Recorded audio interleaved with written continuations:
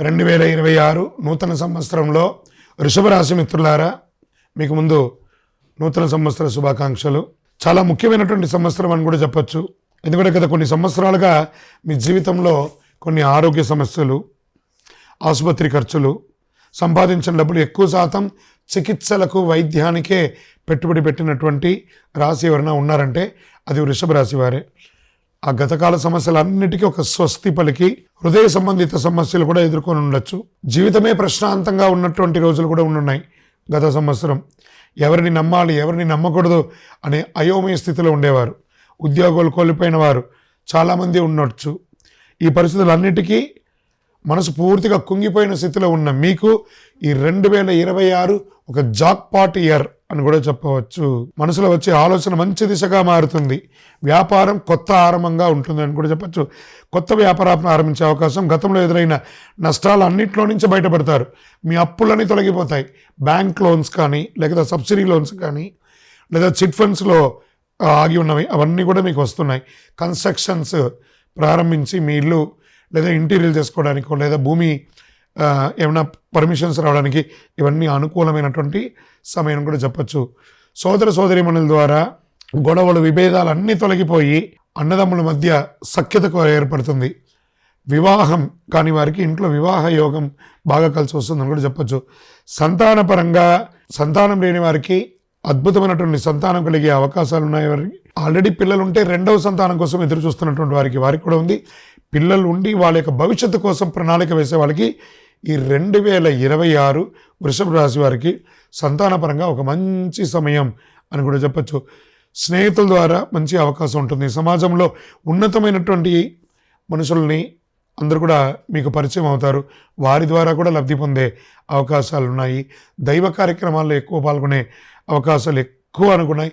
పితృల ఆశీస్సులు చాలా గొప్పగా ఉంటుందని చెప్పచ్చు.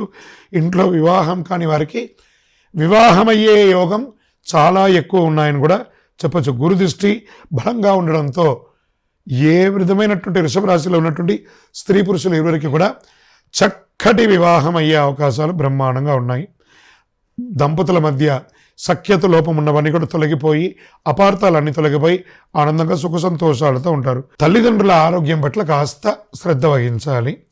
ఉద్యోగంలో పెద్ద పెద్ద ప్రమోషన్స్ కోసం ఎదురు చూస్తున్నటువంటి వారికి చాలా మంచి అవకాశం అని కూడా చెప్పచ్చు. జూన్ 26 తర్వాత శని గురు త్రికోణ స్థితిలో వస్తున్నారు. దీనివల్ల అనుకోని ప్రమోషన్, అసలు మీరు ఊహించని ప్రమోషన్స్ వస్తుంది.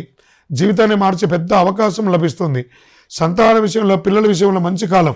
ముఖ్యంగా చదువు కోసం విదేశాలకు వెళ్ళాలనుకున్న వారికి, లేదా చదువుకొని ప్లేస్మెంట్ కోసం ఎదురు చూస్తున్నటువంటి వాళ్ళకి ఇదొక మంచి, వృషభ రాశిలో పుట్టినటువంటి విద్యార్థులకి ఇదొక యోగం అని కూడా చెప్పచ్చు.